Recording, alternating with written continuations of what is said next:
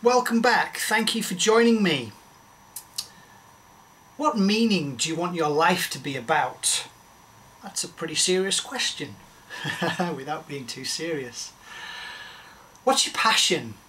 What's your purpose?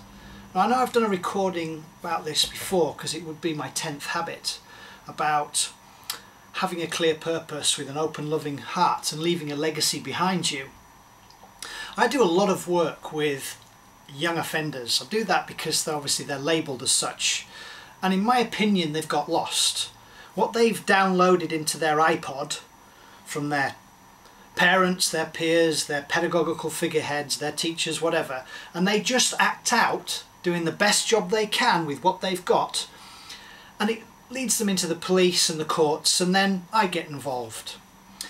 And whether I'm chairing the meeting or assisting the chair, I get a wonderful opportunity to inspire them. I can't motivate them and I can't help them, but I can inspire them to the degree that they would like to be inspired. And I often ask questions, powerful questions, to find out what are their big dream goals? What do they want to do with their life? What meaning do they want their life to be about?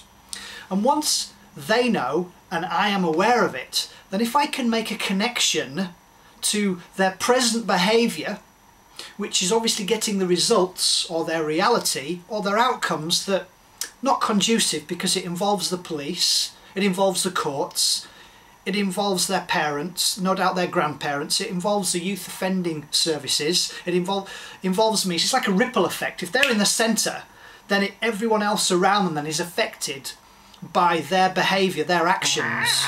Message from the dark side there is. I told you I was an alien from another planet. And so that's what I can do. Ask them powerful questions and find out, only to the degree that they want to share that with me. And so my invite to you is to find where in your life there isn't clarity in what your big dream goals are. I'll give you an example to myself. And it was probably something that came about through me realising I found a passion, and that was exercise. Remember, X is a has-been, a size, something you don't want to become. So I call it creative movement. And I mixed with a load of, for want of a better word, athletes when I was in Oxford. And as a no-brainer, if the late Jim Rowan's right, with the average of 5 people we spend time with, all of a sudden I got addicted to exercise. Again, everything's about balance, not necessarily a good thing. However, once I gained some more knowledge, I realised that 7 days a week doing extensive high-intensity cardio, usually at around about 7 o'clock in the morning, gave me a buzz, but then I felt low a little bit later on, and then I started having joint problems, my knees and sometimes my back, and I'd certainly get colds and coughs and infections. And then once I became a Czech practitioner back in 2004 and a metabolic typing advisor, I gained more information. And again, it's not what do I know necessarily, it's what I will then apply. And so I made some changes. So for me, one of my big dream goals is to be as healthy as I can be, and then to remind others, if they're open to it, how to do the same. Not to copy me, but to find what works for them.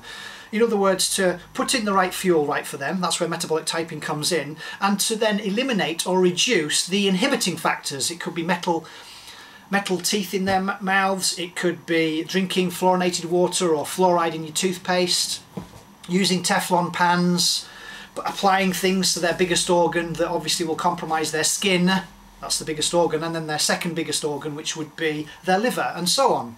And obviously once they're aware of it, so they might know something, but then it's applying what they know. So coming back to young offenders, if we know or they know what their big dream goals are, and if they're aware that their present behaviour is getting them involved with the courts, and then it could be towards custody, and that equals pain, then the pleasure of moving towards their big dream goals is quite a simple process once the connection's been made.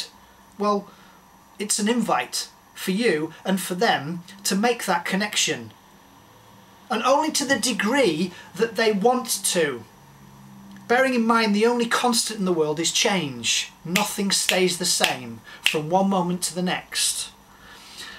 And I get excited by it because I do get to see, hear and feel some of the changes that these people make. And sometimes I work as a mentor with the youth offending services. to spend time with them, because usually, not always, but they usually come from broken home backgrounds. Usually it's a single mum taking care of the child, raising them on their own, or perhaps it's the dad, and also the balance is not there. And so, as I said, they've got a little bit lost. Well, you and I have also got lost every now and again. And how we can become unlost, if we want to do that, or how we can find ourselves, is to be clear what our purpose or our passion is, what our big dream goals are. And it's an invite. It's never really a destination so much as a journey.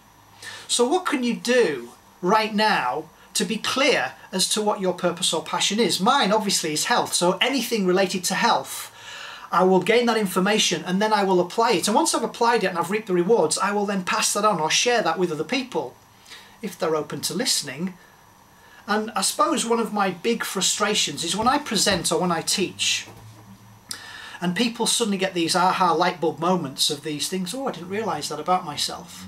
What are they going to do different in their lives? Because when they open their front door and they walk in their kitchen, they open their cupboard, there's their dysfunctional Kellogg's, or whatever it is that's in there, anything with a shelf life that doesn't have a shelf life. So they've got to make some changes, or do they? Only to the degree that they want to.